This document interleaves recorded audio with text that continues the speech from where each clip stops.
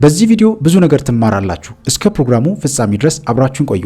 ሰላም ውድ ቤተሰቦቼ እንደምን አላችሁ? እግዚአብሔር አምላካችን ከሁላችን ጋር ይሁን። ቪዲዮን ላይክና ሼር እያደረጋችሁ ለብዙ ሰዎች እንዲደርስ አድርጉ።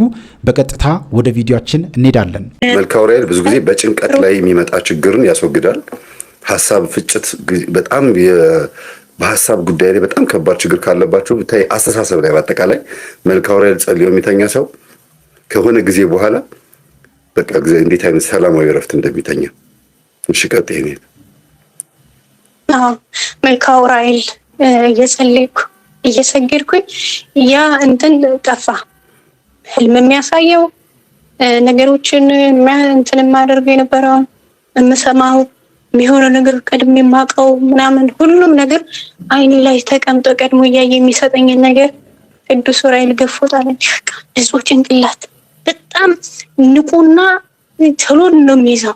በቃ የሆነ ነገር ትምህርት አስተምረህ ራሱ እያንዳንዱን የገጠመኝ አስታውሰዋለሁ። ያሰማሁት በጣም የነቃ ጭንቅላት ነው ያለኝ። ሳነብ ምናምን ቶሎ ይዛለሁ አልረሳም። እና ቅዱስ ዑራኤል ጭንቅላት ከፍቶልኛል የልቤን። ሌላው ነገር ምን ስለው ነበር? ክርስቶስ እንደወደህ አድርገኝ ነው። እኔ ስሜት የለኝ፣ እኔ ሰው ነኝ። ሰው ሁኜ እንዴት ነው መውደድ የማልችለው? ለምን ስሜት የለኝ? እኔ ለምን ስሜት አልባ ሆንኩ? እኔ እኮ እግዚአብሔርን እወድሃለሁ ማለት እፈራለሁ። ምክንያቱም ወንድምህን ሳትወድ ነው ይወዳል። አንተ ሐሰተኛ ነህ፣ ውሸታም የሚለኝ ይመስለኝ። በቃ የሆነ ድምፅ መጥቶ አንቺ ውሸታም ነሽ እወድሃለሁ ካልኩ እንደዛ የሚለኝ ይመስለኛል። ነው እንደዛ አልነበረም በፊት ሳይገባኝ ነው። አሁን ግን እኔ ክርስቶስ በቃ ቃል ራሱ አይገልጸውም። እኔ እግዚአብሔር ፍቅሩን የገለጸልኝ ምክንያቱም ይናፍቀኛል። መምህር ሌሎች ሰዎች እኔ ስራ የማይመች ከሆነ በቃ ጸሎት ነው ያልተውም ስራው ሊቀር ይችላል። ስራ ጨርሼ መሽኖ ለጸሎት የሚጨነቅ እንግዳ ይመጣል ግብዣ አለ ሲባል የስላሴ ዕለት እኔ ሙሉ ሰይፈ ስላሴን ሳደርስ ጣፋጭ ሰርቼ አቅርቤላቸው እስክስቱ ሲበሉ መቅደምንና የዘወትርን አደርሳለሁ። ምግብ እጥዳለሁ። ስጋው እስኪበስል የሰኞና የማክሰኞን አደርሳለሁ። ከዛ አቀርብላቸዋለሁ። ከዛ የሮብና የሐሙስን አደርሳለሁ። በስራ ላይ ብዙ ስራ በዝቶብኝ ራሱ ማለት ነው እኔ ይደክመኛል ምናምን የለም ሳላደርስ ልቀርቡ ጭንቀት ያ ነው። መች ስራ ጨርሼ ጌታ አሁን በተገናኘ መች በሰገድኩኝ፣ መች በፊቱ በቆምኩኝ። ስራ ደግሞ መጥቼ እሱ ፊት ስቆም ድካሜ ሁሉ ይለቀኛል። ለእሱ ያለኝ ፍቅር አሁን እወደዋለሁ ማለት እንኳን እችላለሁ። ፍቅሩ ገልጾልኝ እኔ ተገለጭልኝ ቅድስት አርሴማ ደግሞ አትገለጭልኝ ስል ነበር። መገለጥን ሳይገባኝ መገለጥ ድህነት ስለሚመስለኝ ከንቱ ውዳሴ የምፈልግበት ሰዓት አሁንስ እኔ አርጋ ነው ሙሉ እያደረስኩ ማለት ነው። የአርባ አካባቢ ስደርስ በጣም ነው የሚያቀተኝ። ቆሜ ነው ማድረስ ነው እግሬ በዛል ጀምራ የሆነ ሰዓት ላይ ውድቅና አስቴ ስደፋ እኔ አልተኛሁም። እመቤቴ ቆማ ልጇ አቅፋለች አይደለም ልክ እንደዛ ሆና ነው ያየኋት። ከዛ በኋላ ልጅ አይዞሽ ውዳሴን ጨርሽ የሚል ድምፅ ይሰማኛልና ወገብ አሁን ልጅ ህፃን ልጅ ቁጭ ወገብ እንደዚህ የሚዳብሰ ነገር አይደለም። ልክ እንደዛ አይነት ስሜት ይሰማኝ ነው። ከዛ ድካሙ የለም ኖርማል በቃ ብድግዬ ጨረስኩት። ቅዱስ ገብርኤልን እኔ ምንም አይመስለኝም። አሁን እኔ ቅዱስ አርሴማን አያታለሁ። እኔ ኢየሱስ ክርስቶስ ምንም ኮርማ አይመስልኝ። ምንም በቃ ኖርማል ህልም ላይ አላተኩርም። ተገለጡልኝ አልተገለጡልኝ እኔ ዋናው ነገር እግዚአብሔርን ላመስግነው። እግዚአብሔር ሊጸልይ እግዚአብሔርን ውዳሴው፣ ስግደቱን፣ አምልኮ ተግባራዊ ህይወቱን ላይ ገሃዱን ላይ ነው ማተኩረውና በፊት ስለምነው በእልህ ሳይገባኝ አሁን ደግሞ ተብሬ ገብቶኝ ሲገለጥልኝ እንደ ትልቅ ነገር የማየው ምንም አልመሰለኝ። ይገርማል። እስቲ ሁላችሁም እንደ የኋላ ወርቅ አየለ ጸሎት እረፍቴ ነው ብላችሁ ጻፉ እስቲ። በጣም ደስ የሚል ሀሳብ ነው የተናገረችው። እሺ ቀጥይ። እኔት ጸሎት እረፍት ነው። ልክ ናት። እግዚአብሔር ይባርክሽ በእውነት እግዚአብሔር እኔን በገንዘብ በምን ሁሉ የተባረከ ህይወት አለ። እኔ እድሜን ስታየው መምህር እኔ እኮ በጣም የተመረጥኩ ሰው ነኝ። በጣም ድለኛ ሰው እኮ ሰው የሚነቃው አስበዋል። እኔ በ14 ዓመቴ እግዚአብሔር ግርማ ሞገስ ሆኝ 15 ዓመቴ ምናምን የተጣሉትን ቤተሰቦችን ሳስታረቅ ንስሐ ሳስገባቸው እኔ 15 ዓመቴ እነሱ በ10 ዓመት ምናምን የሚበልጡኝ እኮ ናቸው። ግርማ ሞገስ ሆኝ ነው። ስግደት እንደዚህ ነው። ስግደትን ሳስተምራቸው አስቴርን ላይ ግርማ ሞገስ ቢሆናት ክርስቶስ እኔን ግርማ ሞገስ ስነግር ተደማጭነት አያደም ይሰሙ ይህን ስግደት ይህንን ይመስላል። እሺ ቤተሰቦች መንፈሳዊ ናቸው፣ ይጸልያሉ፣ ይሰግዳሉ። እንድትሆኚ የምትፈልጊውን ሁሉ ከሆንሽ በኋላ አንቺ ያ ድሮ ትጠብቂው የነበረው ትለምኚው የነበረው ሆኗል። ግን አንቺ በጣም እየተደበቅሽ ትሁት እየሆንሽ መጣሽ ማለት ነው።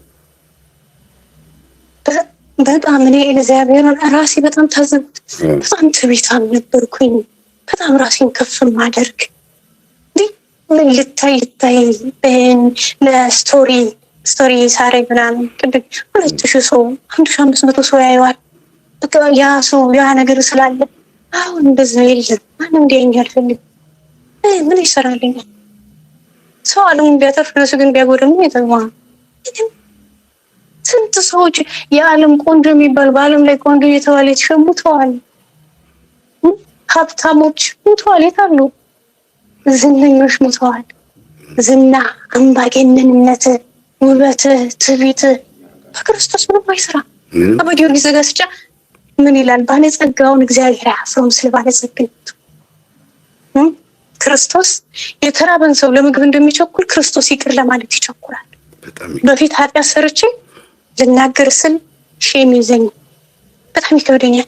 ትንሽ ነው የምነግራቸውና ስሰራው ደስ ይለኝ ነበር። አሁን እንደዛ የለም። ይሁን ነገር ላደርሳስ እግዚአብሔር ቢያስከፋውስ? እግዚአብሔር ቢያስመታ እግዚአብሔር እያየኝ በዚህ ሰዓት ብሞትስ? ንስሐ ስገባ በጣም ደስ የሚለኝ በቃ ከኃጢአቴ ልላቀቅ፣ ልታጠም፣ ንጹህ ልሆን እኮ ነው። ከእግዚአብሔር ጋር ልታረቅ እኮ ነው። በቃ ደስ ብሎኝ ነው ንስሐ የምናገር። እግዚአብሔር እኔን ይሰውቶኛል። ሌላ ሰው ነው ያደረገኝ። ትሁት ሰው ሆኛለሁ። ስለዚህ በግትርነት ወይ በፊት በነበረው ባህሪሽ ውስጥ ሰዎች እንዲያዳምጡሽ እንዲወዱሽ ከመፈለግሽ አንጻር የመጣው የገባው መንፈስ ሊሆን ይችላል። ብቻ በአጠቃላይ ባህሪ ነው ብለሽ አስበሽ በነበረው በኩል እንዲሆንልሽ የምትፈልጊው ነገር ሁሉ እንደቀላል ሆኗል። ግን ከሆነ በኋላ ምንም ቦታም አልሰጠሽውም። እንዴት ነው አላል እንትን አላልሽውም ማለት ነው። አልተደነቅሽበትም ማለት ነው። በፍጹም ሳይገባኝ ነበር መምህር። አሁን ገብቶኝ ሳይሆን አልገባኝማ። ስፈልግ ምንድን ነው የምፈልገው? የሆነ ነገር እፈልጋለሁ። የምፈልገውን ነገር ካልገባኝ ባገኘው ራሱ ዋጋ አይገባኝም። ድህነትን ኦኬ አንተ ቆንጆ ነሽ አልከኝ፣ ያም ቆንጆ ነሽ አልከኝ። ምንም ጥቅሜ ምን የሚጨምርልኝ የሚመስለኝ ነገር አለ? መልከ ጥፉ ስላልከኝ የሚጨምር ነገር የለም። ከንቱን ነገር ነበር ስፈልግ ነበር። አምባገነንነት እኔ በጣም ወብሴት ነኝ፣ እኔ ተናግሬ መሰማት አለብኝ። ትዕቢት ያዋርዳል። ንቀት ነው። ማን ሰው ራስ ወዳድ መሆን፣ ራስህን ከፍ ከፍ ማድረግ። አንተ እኮ ራስህን አዋርድ እኮ አይደለም። ነገር ግን ራስህን ከፍ ለማድረግ ማንኛውም ሰው ዝቅ ማድረግ አይጠበቅብህም። ራስህን ለማስከበር ማንም ማዋረድ አይጠበቅብህም። ሰው ስታከብር፣ ምክንያቱም መጥፎ ሰው ማለት ነው ሰውን ከመጉዳቱ ይልቅ ራሱን ነው የሚጎዳው። ምክንያቱም አንዱ ውሸታም ሰው ራሱ ውሸታም እንደሆነ ራሱ ያውቃል። ሰውን መዋሸት ይችላል፣ ራሱን ግን መዋሸት አይችልም። ሰው እንዴት ራሱን ይዋሽ? መምህር አንተ ረዥም ከሆንክ እኔ እንዲህ አጭር ነኝ ብለህ እንዴት ነው ራስን የምታሳምነው? በግድ አጭር ነኝ ወይ በግድ ረጅም ነኝ ብዬ ላመጣው አልችልም። ማለት የማይሆን ነገር ነው። ማንም ተጨንቆ ከቁመቱ አንድ ክንድ የሚጨምር የለም። ክርስቶስ እኔ ማለት አሁን ነው ገና ምኖር የጀመርኩት። እኔ በ20 ዓመቴ ነው። ከ14 ዓመቴ ጀምሮ ነው አንተን ያወቅኩህ መንፈሳዊ የሆንኩኝ። በዚህ እድሜ መንቃት ማለት ትልቅ ነገር ነው። በጣም እሳት ፋይር ብዙ ነገር አላጣም። በጣም አደገኛ በሆነበት ሰዓት ላይ እግዚአብሔር ወደ ቤቱ አምጥቶሻል፣ እንደው አግኝቶሻል ማለት ነው። አዎ በቃ እኔ በስመ አብ ክርስቶስ ጋር መኖር ያለው ሰላም ስለምነው ነገር አስጨነቅም። ሰው ስለ ነፍሱ ብቻ ነው፣ ስለ ነፍሱ ነው የምትጨነቅ። ትልቁ ነገር እሱ ነው። አንተ ትልቅ ነገር ጾም፣ ጸሎት፣ ስግደት ነው። እኔን ሲያዩኝ እንዴ አንቺ እኮ ገና ሕፃን ነሽ፣ እጅ በስግደት ምክንያት አባብጧል፣ ከስቻለሁ እና እንዴ አንቺ ለምን ትከሻለሽ? ለምንድን ነው እንደዚህ ራስሽን እንትን የምትይው? መወፈር ራስሽ መንከባከብ አለብሽ። ራሳቸውን ተንከባከብ ይደረስ።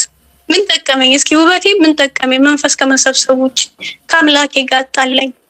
ምን አገኘሁበት? ውበትሽ ክርስቶስ እንዲሆን ያደረግሽው ማለት ነው። አዎ እግዚአብሔር ይመስገን። በመጨረሻም እንግዲህ ውድ ቤተሰቦቼ በዛሬው ቆይታችን ይህንን የመሰለ ቪዲዮ ተመልክተናል። በዛሬው ቪዲዮ ብዙ ነገር የተማርን ብዙ ነገር ያገኘንበት ቪዲዮ ነው። በቀጣይም እንደዚሁ የሚያንቁ የሚያበረታቱ በሌሎች ቪዲዮዎች በሌሎች ትምህርቶች እስከምንገናኝ ድረስ የቅዱሳን አምላክ ከሁላችን ጋር ይሁን። በሀገር ውስጥም ከሀገር ውጭም ያላችሁ ኢትዮጵያውያን፣ ኤርትራውያን ቤተሰቦቼ ሰላም እግዚአብሔር ከሁላችሁ ጋር ይሁን ላለሁኝ ላስተማረን ለመከረን ለወንድማችን ለመምህር ተስፋዬ እግዚአብሔር አምላካችን ረጅም ዕድሜን ያድልልን። ታሪካቸውን ላጋሩ ለእህቶቻችን ለወንድሞቻችንም እንዲሁ እግዚአብሔር አምላካችን በያሉበት ሰላሙን ይላክላቸው። እኛም ሰምተን የምንለወጥ የምንጠቀም የምንቀየር እንድንሆን እግዚአብሔር አምላካችን ሁላችንን የሚያግዘን። እንበርታ፣ እንጠንክር። ይቆየን። አሜን።